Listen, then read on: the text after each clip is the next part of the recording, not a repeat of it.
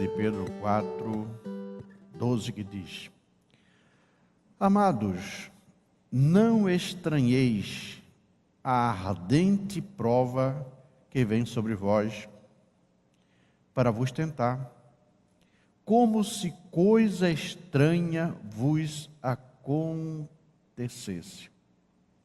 Mas alegrai-vos no fato de serdes participantes das aflições de Cristo, para que também na revelação da sua glória vos regozijeis e alegreis.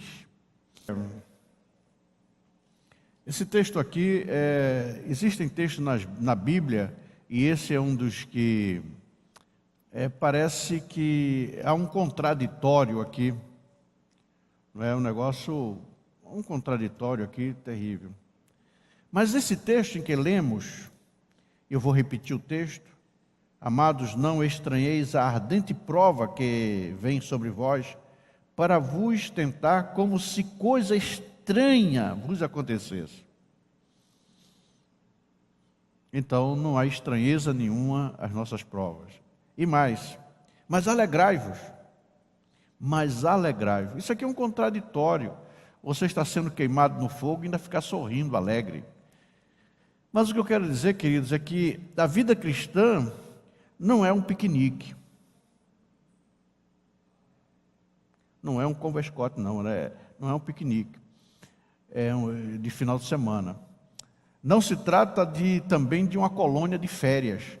A vida cristã não é uma colônia de férias. Nem também a vida cristã é uma viagem de turismo. Apesar de nós termos garantido a paz interior, e essa paz é imensurável, fruto da justificação que nós recebemos pela graça, e nós temos que estar muito seguros no Senhor, através da fé que Ele nos dá, para uma grande jornada no meio também de uma grande turbulência externa. Vou repetir: apesar da paz interior que nós sentimos, mas existe uma grande turbulência externa, e nós temos que estar atentos. Há tribulações e prova em todas as estradas, ou seja, onde nós caminharmos, sempre estará presente também a prova do Senhor. Mas eu quero também dizer, por exemplo, que quando eu falei, a vocação que Cristo nos dá, e Ele nos convoca para viver em meio a contradições. Porque esse texto está dizendo aí, é uma contradição. Você se alegrar, ficar feliz, satisfeito pelas provas, pelas tribulações. Então, seguir a Cristo realmente é uma vivência, um momento de vida com as contradições.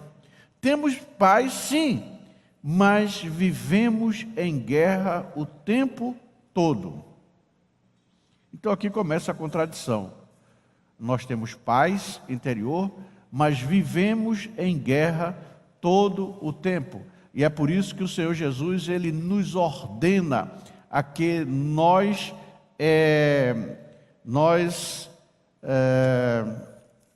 vigiemos.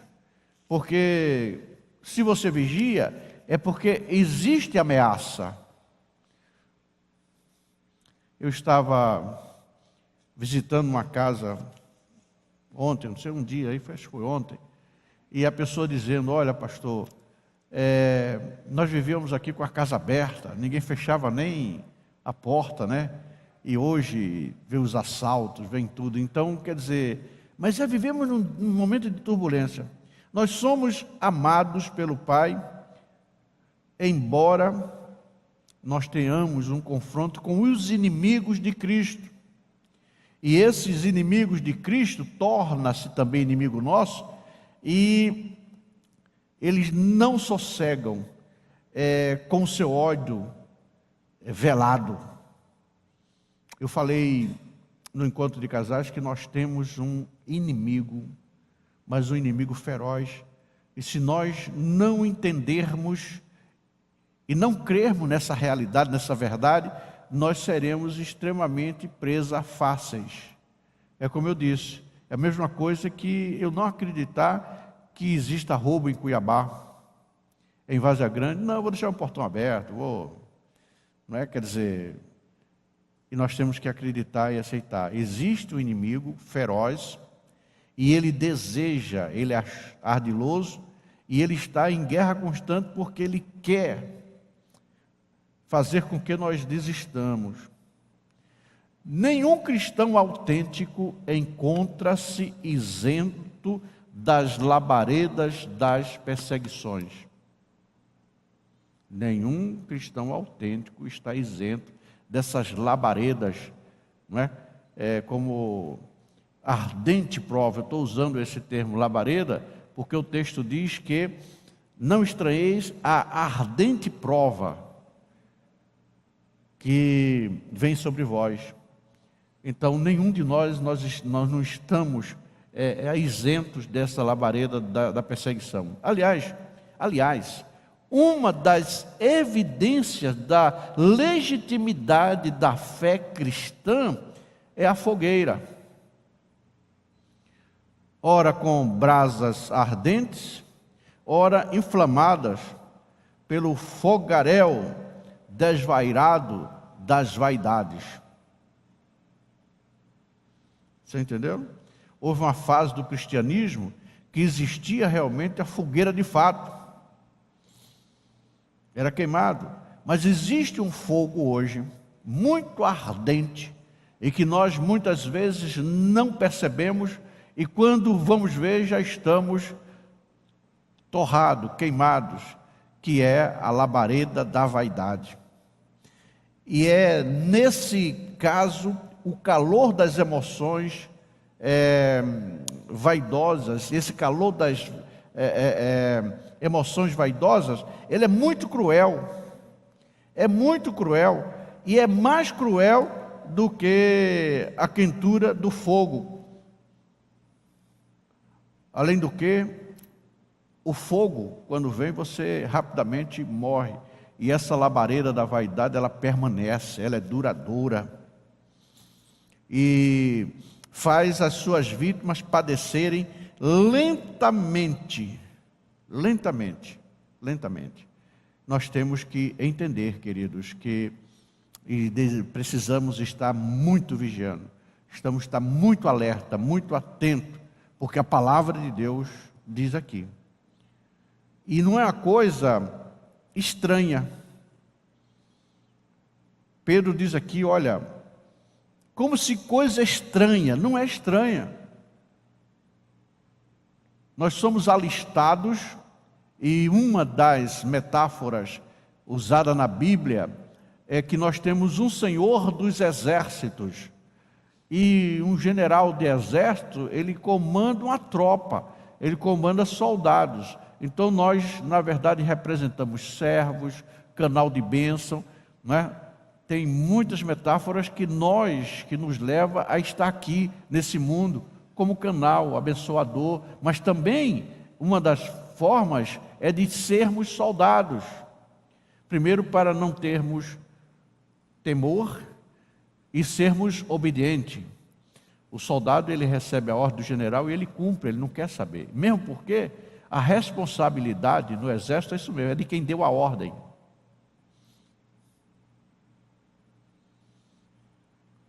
Na justiça militar, Mauro Salete, é dito o seguinte, que o responsável é quem deu a ordem. Porque o Estatuto Militar diz que você tem que cumprir a ordem do superior. Entendeu? Por isso que tem a justiça militar meio diferente da civil, né? Ela tem, não é separado, né? Tem a justiça militar, porque tem aplicado, porque hoje não, né? Na civil, eu sou também responsável porque eu cometi o crime. Mas na militar, se eu estou obedecendo a ordem do meu comandante, ele é que tem que pagar, não eu.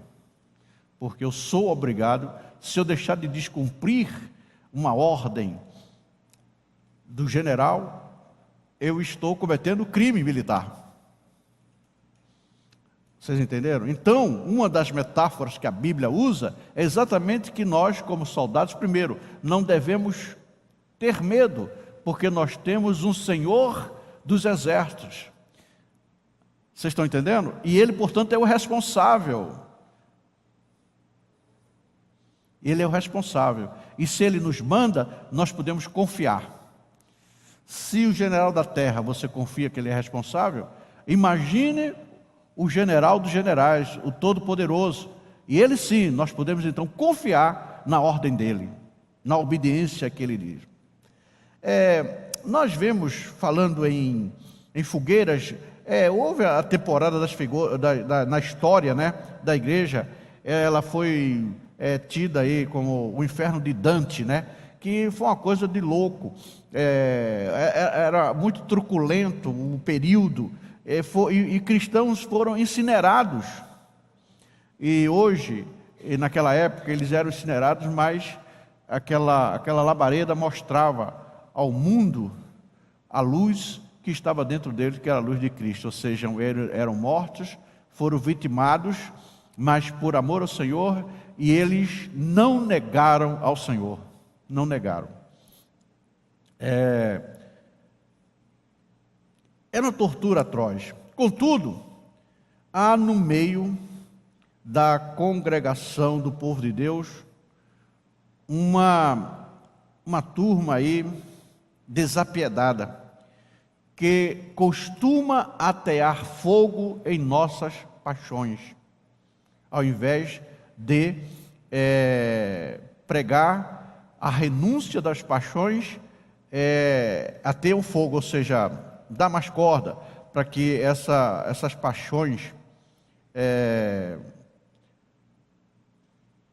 venham azucrinar os nossos ouvidos, e muitos têm perdido o temor de Deus por causa de pregações de pessoas, até dentro da igreja. Não, isso não é não, isso não, você pode fazer tudo. Você já aceitou Jesus, agora você é salvo, você pode fazer o que quiser. Temos que ter cuidado, não pode fazer o que quiser, porque Jesus disse, nos chamou para segui-lo. Então, quando eu sigo alguém, eu não posso, irmão Arisa, sair do rumo, né? Senão eu deixo de seguir. Eu tenho que seguir. Quando Jesus manda nós seguirmos, é seguir o manual dele. Aqui está o manual. É o manual. Nós precisamos entrar. E foi por isso que o apóstolo Pedro, ele falou desse facho. Mas esse braseiro que Pedro fala aqui, ele tem uma finalidade muito especial, que ele fala aqui, ardente prova. E é aqui que eu quero parar um pouco, que é falar de prova. Todas esse fogaréu que o Senhor permite que nós cristãos passemos, é para estabelecer prova. Agora, eu quero falar de antemão, que quando nós somos provados, não é para que Deus venha saber se nós passamos ou não.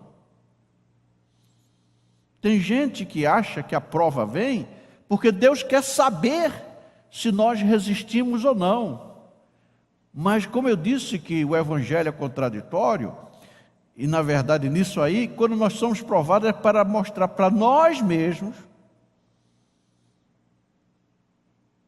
Vocês estão entendendo? A prova é para que eu me conheça melhor. Muitas vezes nós vemos muitos crentes dizendo, não, comigo não, eu sou e tal. Aí vem a prova e ele vê que não é, irmã Marilza, não é. Mesmo porque, veja bem, quando você faz uma prova no colégio, já falei isso aqui, né? Eu já um dia dei aula, muito pouco ao mesmo tempo, mas já dei aula. Então você, quando vai fazer a prova, o professor conhece a matéria. Agora, quando você faz a prova, tem duas coisas que você fala quando termina a prova. Eu não sabia de nada. Então você tomou conhecimento que não sabe. E se você não sabe, precisa estudar. E tem outro que diz, sabia de tudo. Então ele tomou conhecimento que ele sabe. Ele pensava que sabia, e aí foi para a prova, viu que não sabia. E o outro achava que sabia e realmente sabia porque tirou nota. Vocês estão entendendo? Essas provas, a ardente prova, não é coisa estranha, porque nós precisamos tomar conhecimento da nossa real situação. Nós é que precisamos tomar conhecimento, não é Deus. Deus já conhece. É por isso que a Bíblia diz, inclusive, que Deus não permite nada que não possamos suportar. Significa que nós podemos suportar. Agora, nós é que rejeitamos. Não vou, isso aí eu não aceito. Isso eu não aceito. Mas eu quero dizer o seguinte, que Deus, Ele não dá nada nas nossas costas que nós não aguentemos caminhar seguindo Ele, seguindo-o. Então nós precisamos tomar conhecimento nós mesmos de que existe a prova para que nós tomemos conhecimento qual a real capacidade nossa. Então, a finalidade é muito especial, é provar. E quando nós somos provados e vencemos, nós ficamos alegres de fato. Por isso que Pedro diz aqui, mas alegrai-vos no fato de serdes participantes das aflições de Cristo. Alegrai-vos. Glória a Deus. Para uma pessoa ser provada na fé, é preciso ser provada pelo fogo. O fogo que eu estou falando aqui, eu já falei, labaredas, né, de vaidade, labaredas, né, que do pódio, isso aí queima. A própria palavra de Deus foi também purificada pelo fogo. Vamos ver um texto aí, Salmo 12 e o verso 6. Uma coisa interessante, a gente fala de fogo e as pessoas têm medo de fogo, mas o fogo é real, ele passa. Salmos 12 e o verso 6. A palavra do Senhor são palavras puras como a prata refinada no forno de barro e purificada 7 vezes.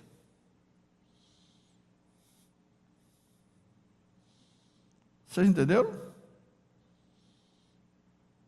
A própria palavra foi purificada e no forno aquecida, né? E também 7 vezes provada. Então, queridos, nós não podemos rejeitar a prova para nós conhecermos se estamos ou não firmes. Mas hoje existe exatamente as pessoas buzinando, não, esse negócio de prova não existe. Você não pode ser prova, você tem que ter aqui na terra, um céu de brigadeiro. Nada acontece aos filhos de Deus. Não acontece o filho de Deus perecer, mas ele sofre, ele tem aflições, porque Jesus falou que isso ia acontecer. Jesus não disse que nós teríamos aflições? Vamos ter. Se nós não tivermos aflições, significa que o Senhor mentiu. Ele não disse que, olha, talvez você tenha, existe uma possibilidade. Não, ele disse, no mundo tereis. Mesmo porque, queridos, tem que ter, porque nós vivemos num mundo antagônico. Ou seja, não tem como nós pegarmos os conceitos de Deus e caminharmos paralelo com o conceito do mundo.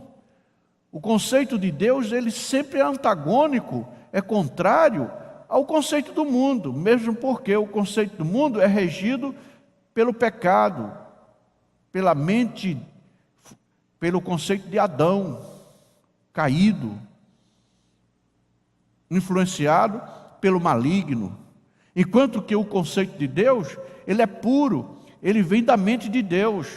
E a mente de Deus não tem como se misturar, os conceitos de Deus não se misturam com os conceitos do mundo. O conceito do mundo é dinheiro, né? e você às vezes faz grandes investimentos e fica aqui só pensando em investimento. Não estou dizendo que você não invista, não é isso. Eu estou dizendo que o Senhor Jesus, Ele condenou o amor ao dinheiro. Quando você ama, você se entrega. E o dinheiro não é uma coisa subjetiva, não. O dinheiro, não sei porque agora eu abri o parênteses, o dinheiro, talvez uma coisa para falar aqui, veio agora para falar, e depois fazer uns estudos sobre isso. O dinheiro, querido, sabe o que Jesus chamou? Mamon. E mamon é um espírito. Você pensa que o dinheiro, a nota é um papel qualquer com valor. Não, existe um espírito atrás. E é por isso que eu e você queremos dinheiro. É preciso de dinheiro para subsistir? É preciso. Mas eu pergunto aqui, quem não quer ganhar mais dinheiro? Eu quero. Se eu disser, eu estou mentindo, irmã Salete, que eu não quero ganhar. Quem não quer mais dinheiro? Todos nós queremos, não é? Aliás, aí você tem uma poupança de 100 mil, aí você, eu tenho que chegar a 200. Você sempre tem, é um espírito que você sempre está querendo mais. Ou seja, o que é que eu quero finalizar? Ninguém se contenta com o que tem. Nós vemos hoje o país parando, tem pessoas bilionárias.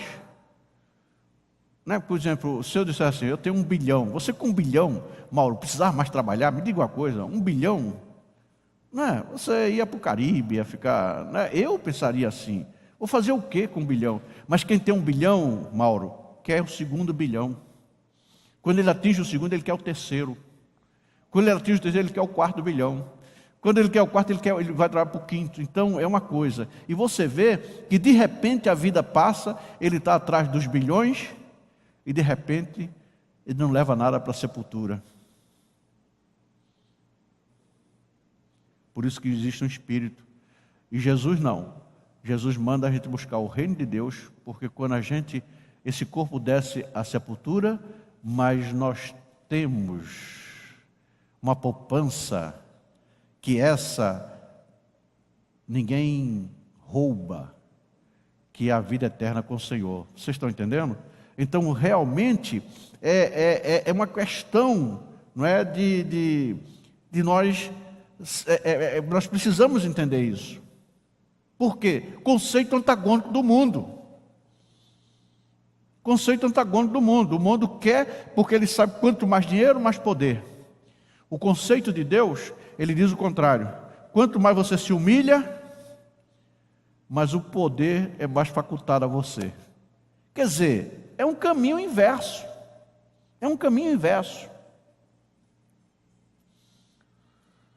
E nós precisamos, uma das coisas que nós precisamos orar, é pedir ao Senhor que Ele esteja aumentando a nossa fé.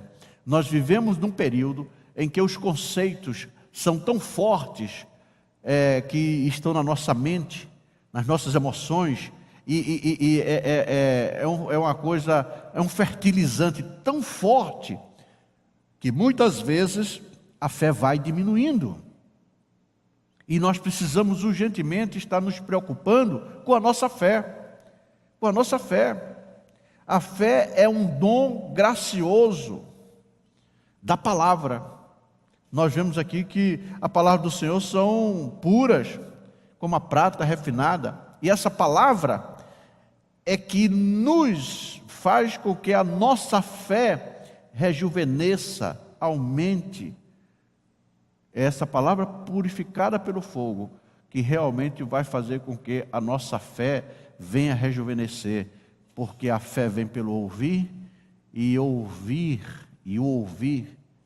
a palavra de Deus, pela palavra de Deus. Então, quando recebemos pela graça a palavra de Deus, a fé vem junto. Como é que nós aumentamos nossa fé? Falei, palavra. Os conceitos hoje que nós vemos na televisão, nas notícias, os exemplos, são tão fortes que a tendência é nós esquecermos desses conceitos. E quanto mais nós absorvermos e gastarmos tempo com a palavra, nós estaremos também alimentando a nossa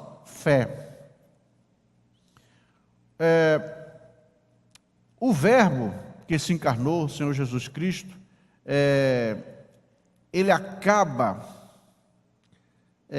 também penetrando em nós através dos nossos ouvidos. Vocês estão entendendo? O Verbo se encarnou, mas ele também penetra em nós através pelos nossos ouvidos. E o que é que nós devemos ouvir? A palavra de quem? A palavra da vida que saiu de uma tumba, de uma sepultura, que venceu a morte. E nós, muitas vezes, estamos querendo ouvir tantas pessoas e esquecemos de desejar ouvir aquele que venceu a morte. Ninguém no mundo consegue vencer a morte, mas nós podemos ouvir a palavra daquele que venceu a morte.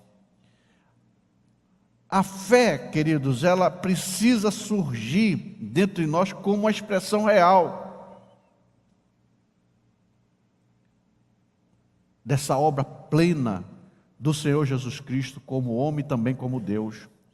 Essa fé é uma evidência, nós precisamos crer nessa evidência de que a vida de Cristo realmente está em nosso ser. E isso não pode ser teórico. Não pode ser teórico. Nós temos que pegar a prática. Tem pessoas que querem assim estudar muito para fazer belas pregações. Mas a pregação mais convincente, irmã Marilza, é quando a gente prega com a vida. Fala do que você realmente crê no que está vivendo. Esse é um outro testemunho. Quando Jesus, ele mandou, não estou dizendo que você não faça um curso de teologia, não é isso não. Não vai dizer, o pastor proibiu teologia, não é isso, eu fiz curso de teologia. Mas a pregação que chama atenção, a pregação que muda as coisas, é aquela que Jesus falou, e vocês precisam ser minhas testemunhas. Ide por todo mundo, testemunhando a minha vida na vida de vocês. E é por isso que, volto aí, quando você consegue isso, aí dá para passar e vencer as fogueiras. As fogueiras, entendeu? Ardentes aí, da vaidade. As fogueiras que vêm aí querendo nos queimar. Mas você sai vitorioso, você sempre é vitorioso. Nós precisamos continuar vitoriosos. E a vitória vem se nós dermos ouvidos ao Senhor.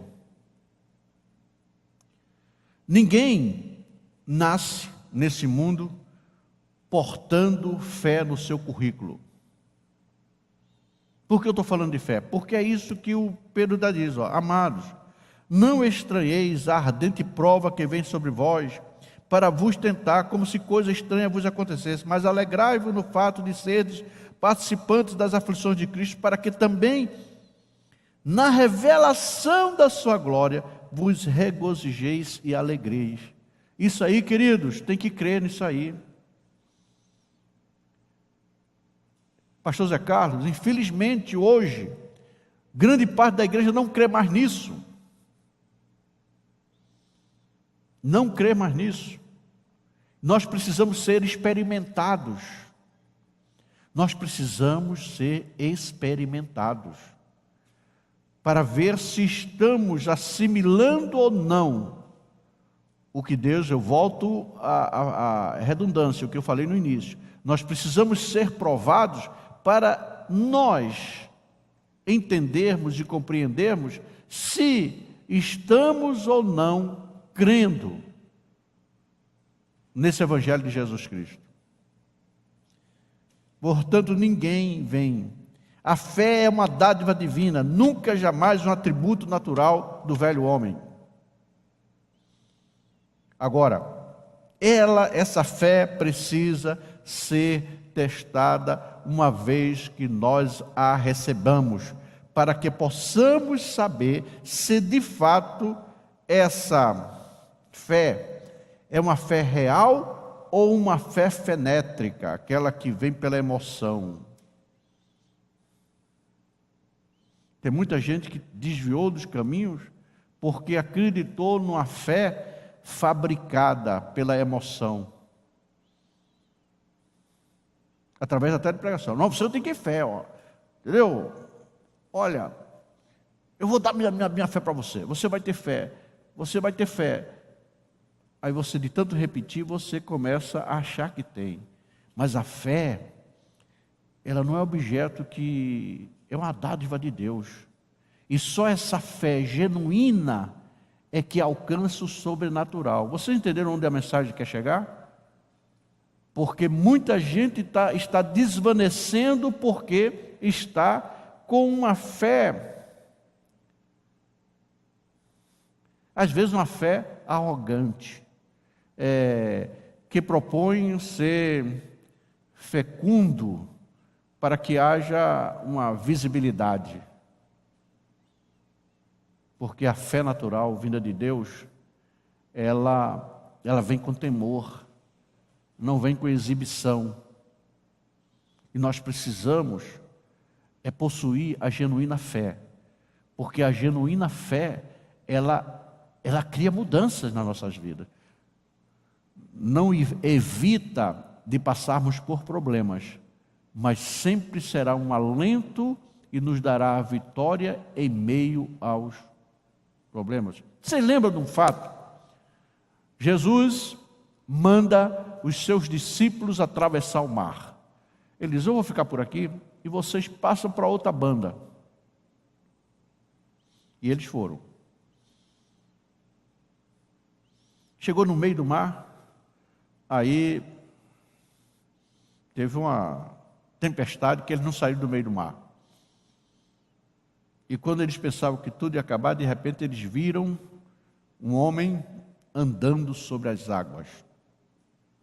Todo mundo teve o maior pavor. Eu estou mostrando um exemplo de fé aqui, para você entender. Teve o maior pavor. É um fantasma, tal, tal, tal. Aí Jesus falou, não, sou eu. Oh. Aí Pedro, Senhor, se és tu, deixa que eu vá. Ó, ali é um negócio sério. Entendeu? Ele começou a andar. Mas de repente, ele andou um trecho. Mas, entendeu? De repente, a sua fé emocional deixou se levar pelo essa emocional e estava afundando. O que é que Jesus, quando levanta ele? Jesus manda que ele tenha fé. Quando Pedro sai do barco, eu não sei se eu teria essa coragem, né? Mas vê que confiança, ele saiu para pisar nas águas. E ele pisou como se fosse nesse piso, começou a andar. Mas você percebeu como nós podemos ter um momento de fé e perecer? Quando nós deixamos, porque houve um momento que Pedro começou a olhar e ver o vento. A Bíblia não diz? Ver o vento, a tempestade e tal ali. Aí entrou a confusão na sua mente. E aí as emoções entraram em ação. E queridos, essa é a maior dificuldade minha, sua, de Pedro, de todos nós, que é separar as emoções da fé. Esse é o desafio do cristão. Viu, pastor Carlos, Zé Carlos? Esse é o nosso desafio. Meu, de todos nós.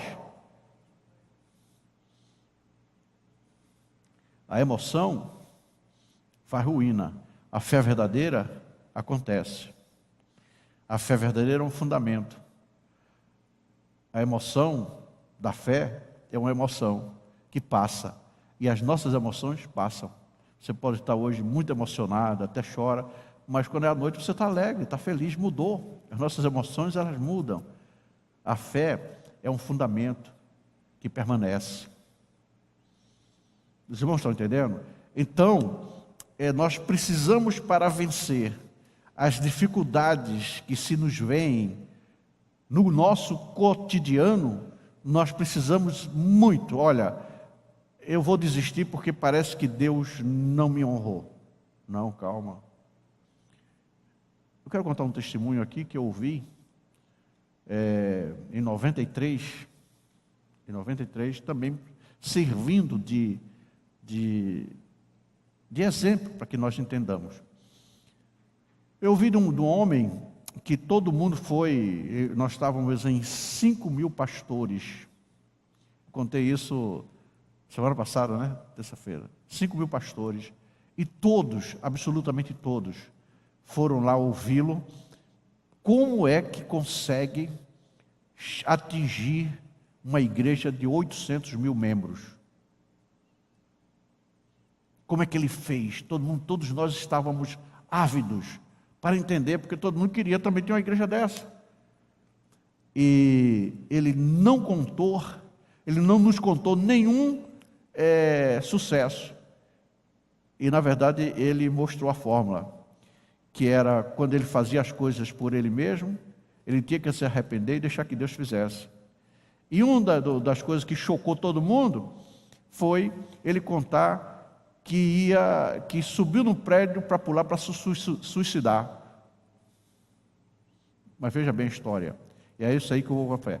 Deus havia dito a ele: compra um terreno. Esse pastor é o pastor Show. Adquire um terreno, ele disse: mas a igreja desse tamanho, mostrou tudo. Ele disse: mas então eu vou fazer a prova. Eu quero o terreno num lugar que era impossível, não podia. Como, por exemplo, vamos ver o seguinte, Mauro: fazer um templo ali na esplanada do ministério em Brasília.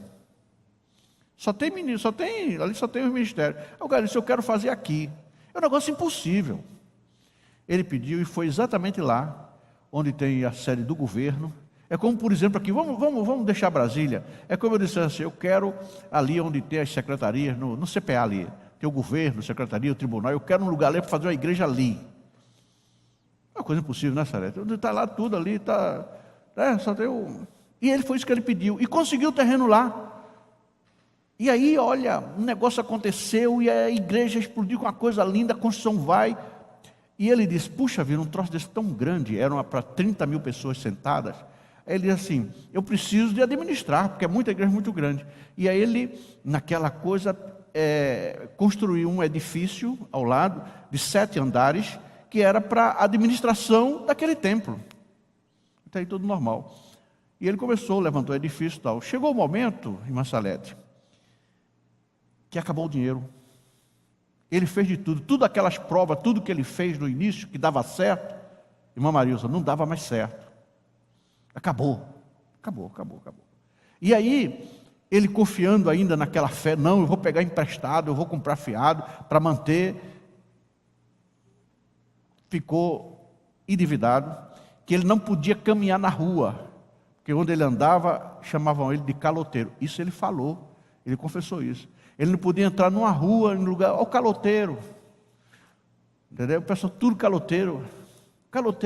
Ele não aguentou mais, chegou um dia, um sábado, ele falou até foi um dia de sábado, ele chega e sobe no 7º andar desse, não estava pronto ainda, né, 7º andar, e sobe na janela para pular. E quando ele vai subir na janela, o Espírito Santo diz: Show, você pregou tanto aqui, e milhares de almas estão salvas, e você agora vai entregar sua vida ao diabo? Aí ele disse: mas minha vida já é um inferno. O Senhor, eu fui obedecer a sua ordem, e aí o que deu? Sou caloteiro, estou devendo a todo mundo, não tenho como pagar, sou escândalo na cidade, escândalo para a igreja. Então não vale a pena viver. Eu vou pular, vou morrer, porque é melhor, porque eu já estou vivendo no inferno, já vou viver no inferno direto, porque minha vida já é um inferno, não tem como viver aqui. Aí o Espírito Santo disse para ele: show, é verdade. E ele é aquela coisa: e tudo isso, Senhor, por te obedecer. E eu fiz prova, pedi prova do terreno, o Senhor me deu o terreno, tudo que eu fiz prova o Senhor deu, e agora eu estou nessa situação. Eu provei a fé foi provada. E aí o Senhor disse: show, eu dei ordem para você construir o templo. Não mandei você fazer esse edifício. O edifício foi da sua cabeça. Eu não mandei fazer edifício, mandei fazer o templo. Aí na hora ele entendeu, ele desce e chega para a igreja e confessa a igreja. E foi aí o aprendizado que eu tive, um dos aprendizados. que o pastor, ele pode chegar para pedir perdão à igreja, e deve. Ele chega, pede perdão, reúne toda a igreja, pede perdão, e ele diz: a culpa de tudo é minha, porque eu misturei a fé com a emoção. Eu provei a fé, o Senhor queria uma coisa, e eu me emocionei e expandi, imaginando que eu fiz isso para o reino de Deus. Na verdade, ele não fez uma coisa que era ruim, era lógico. Ele fez um edifício para que serviço de administração. E aí ele pede perdão, a igreja perdoa, e ele também estava sem dinheiro. Ele disse que com esse perdão houve uma coisa assim tão forte na igreja, que as pessoas da igreja também estavam sem ganhar dinheiro, estava todo mundo sem dinheiro. As mulheres que tinham o cabelo muito comprido, elas começaram a pegar a tesoura, cortar e pegar o cabelo para vender, para fazer peruca. Elas não tinham dinheiro e davam o cabelo. E tudo, gente trazia prato, trazia o que tinha em casa. E quando ele pediu perdão, se arrependeu, aí Deus deu condição. A última, quando ele não tinha como pagar muitas dívidas, aí Deus disse para ele: vai em tal banco, bota o teu terno, te veste. Isso ele contou. Ele foi no banco. O que é que eu faço, Senhor? Ele agora só fazia o Espírito Santo: fala comigo. O Espírito Santo disse: o presidente do banco é americano, ele está aí, pede para falar com ele. E ele foi lá e disse: eu quero falar com o presidente do banco. E a moça atendendo disse: ó, esse camarada é influente, porque sabe que o presidente está aqui, né? Que o presidente do banco não fica lá, ele via cada 2, 3 anos ele ia lá. Sim, senhor, quem é o senhor? Aí ele disse: eu sou ministro. Aí imediatamente, interfonaram, daqui a pouco ele estava lá, né? Na frente do presidente do banco. E ele contou a história. O presidente do banco, por ser americano, ele era cristão. Vocês estão entendendo? Batista. Ouviu a história, mas era presidente do banco, mas banco não dá dinheiro para ninguém. Aí ele disse: mas se eu arranjar alguns milhões de dólares para que ele pagasse todas as dívidas e terminasse a construção, o que é que o senhor me dá? Além do empréstimo, vai pagar tudo, mas o que é que o senhor me dá em troca? Ele disse: acho que foi 400 mil contas no seu banco. Fechou o negócio. Aí ele chegou na igreja e disse: irmãos, vocês vão agora fazer fila e abrir uma conta lá naquele bendito banco. Ele cumpriu, entendeu? A fila lá, o pessoal abriu conta. Só que é o seguinte, o prazo que ele ia pagar, irmão, aí que vem o sucesso. Quando Deus entrou em ação, ele, menos da metade do tempo, ele pagou ao banco. Entendeu? Dentro da carência ainda ele chegou lá e Deus abençoou, porque viram, né, o próprio povo, a própria cidade, o país teve confiança, porque ele agora, né, souberam que um banco daquele poderoso tinha financiado. Então todo mundo acreditou e levantou a igreja. Então o que eu quero dizer, que é um exemplo de muitas vezes nós termos insucesso, exatamente porque não é fácil, irmão Salete, você ouvir a voz de Deus e cumprir só aquilo que Deus manda. É a profecia. O profeta tem essa tendência também. Agora estou batendo no profeta hoje, todo mundo, mas é verdade. Porque é o seguinte, o profeta analisa as coisas. E Deus manda falar A, ele bota mais um Bzinho. Pode ser uma profecia, já ouve comigo. A irmã, eu fui fazer uma visita, pastor Zé Carlos, isso um tempo atrás, quando eu andava com a Eliana, fazia visita a todo mundo. E aí eu estava com a irmã, ela esteve até aqui. O irmão Pedrinho, não lembra dela, eu esqueci. Irmã Ivone, irmão Pedrinho. Eu saí com a irmã Ivone e a Eliane e fomos visitar uma irmã. Eu esqueci o nome dela, o irmão Pedrinho conhece ela. Ela morava ali na beira do rio, ali no porto, numa barraca lá, tal. Não sei o nome dela ali. Era de lona, assim, a gente ia lá fazer a obra. Madureira?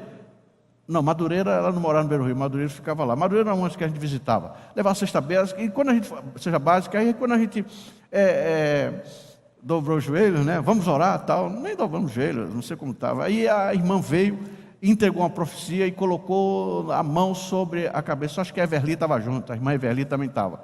Sobre a mão da irmã Ivone, que ela não conhecia. E foi um coro. Porque tu está pensando assim, tu falasse isso, não sei o quê, papapá. Entendeu? E a irmã só chorava. E sabe para quem era a profecia? Eu sabia, só eu e a Eliane sabia, porque tudo que ela estava falando, a Eliane falou. O negócio era para a Eliane. Se ela não tivesse botado a mão na cabeça da irmã Ivone, mas a profecia era de Deus.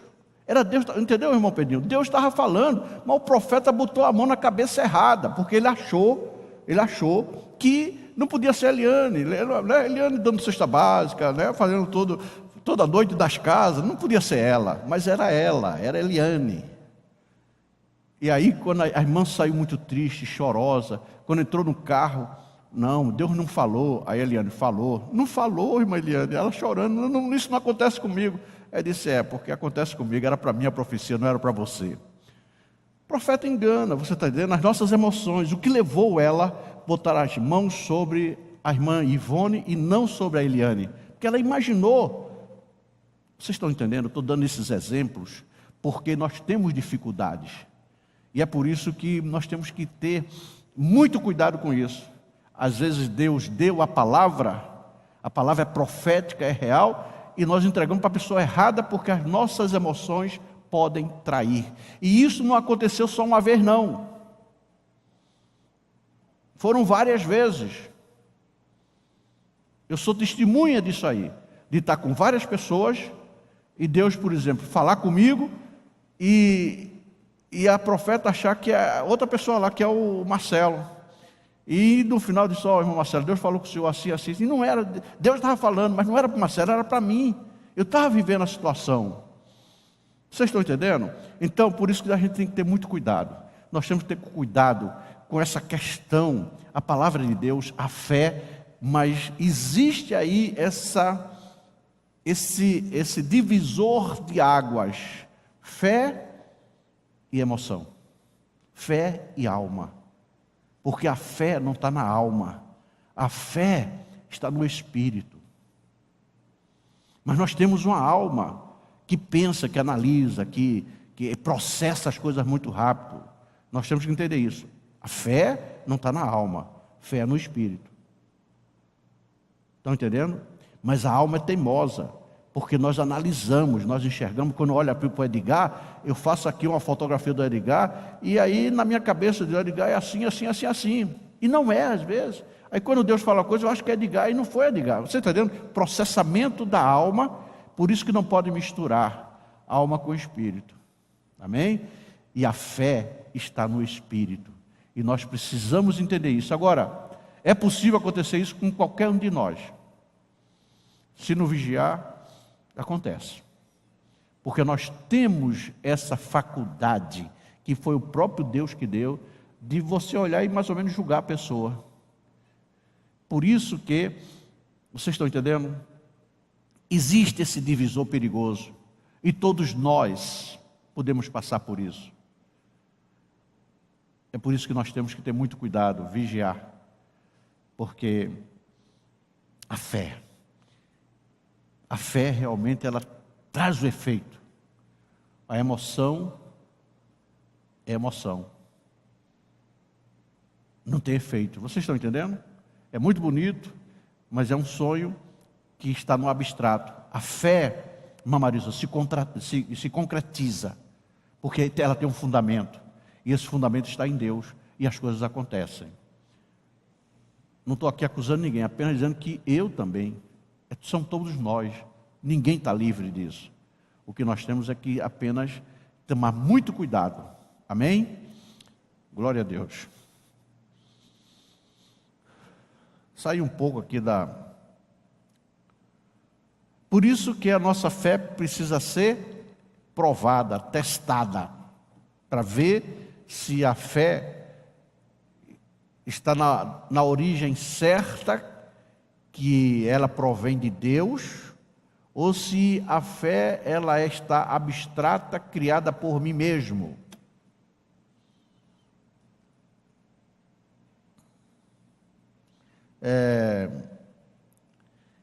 O que eu quero dizer, não tem mais como, já estamos mandando parar, mas eu quero dizer o seguinte, que a fé, ela sai dos limites tridimensionais do campo material e vai para um nível que é invisível. Aquilo que temos que ter cuidado, aquilo que eu começo muito a enxergar, entendeu? Enxergar tem o risco de ser tridimensional, porque a fé, ela opera no invisível. Não sei se os irmãos estão entendendo. A fé opera sempre no invisível. Normalmente agora a gente gosta muito de falar aquilo que a gente vê. Fica fácil. A fé é você falar daquilo que você não está vendo. É Deus que está operando. Operando. O irmão Pedrinho, ele, às vezes vocês não sabem, mas muitas vezes ele quem está no culto dele ou em alguma reunião, ele fala algumas coisas que a gente precisa entender. Ele não vê as coisas, mas muitas coisas ele vê, mas ele começa a sentir. Por exemplo, ele diz, tem uma pessoa que está com uma dor, que entra aqui atrás, vai caminhando, sai por aqui, tal, mas na verdade ele está sentindo essa dor. Ele está sentindo no corpo dele. As pessoas não sabem disso, muita gente não sabe disso, né, meu Pedro? Mas ele sente isso aí. Não é, entendeu? Ele diz assim, tem uma dor, vocês já viram ele falar isso? Tem uma dor que entra por aqui, sai não sei o quê, vai para não sei o quê, baixa, né? É que ele está sentindo, tem alguém que está com essa dor e ele sente no corpo dele. Por isso que ele descreve com tanta precisão. Olha, tem uma dor, né? Aí ele usa as palavras aí, escandinávia, não sei o que tal. Né? Uma dor aí que ele nem ele sabe, mas ele se, né, irmã Maria? Ele sente, então ele. Mas vocês estão entendendo? Então existe isso. Mas a operação de Deus, ela é sobrenatural. Entendeu? Ela é sobrenatural. Não é uma coisa que você está vendo. Entendeu? No campo natural fica muito fácil. Eu sei que a irmã Marisa está orando pela sua filha, etc. Aí eu, começo a profetizar daquilo que eu sei. Está entendendo? O que vai alimentar a fé da irmã Marisa é aquilo, o invisível. A irmã está entendendo? Fala, dá uma palavra para a senhora que vem do céu, que tem detalhes que a senhora não falou para ninguém, só Deus conhece. Existe palavra profética assim? Existe. Porque Deus já te falou com a senhora alguma vez assim, não falou? Todos nós passamos por isso. Amém? Eu não estou aqui fazendo nenhuma apologia, mas mostrando essa diferença entre fé e emoção. Amém?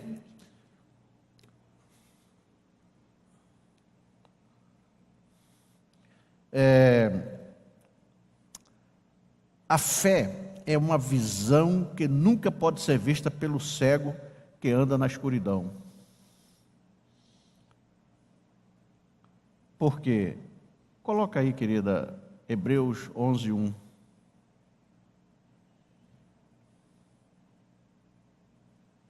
Ou seja, a fé é uma visão que nunca pode ser vista pelo cego.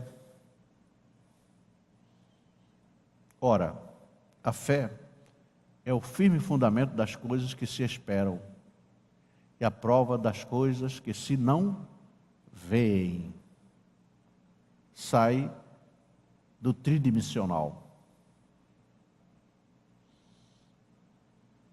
Sai do tridimensional, que é o que nós enxergamos. Nossos olhos têm a visão tridimensional. Você vê todos os contornos. Eu queria parar por aqui, mas eu queria continuar falando sobre essa fé terça-feira que vem. Amém? Porque a fé se torna uma esperança, mesmo imperceptível, mas é uma esperança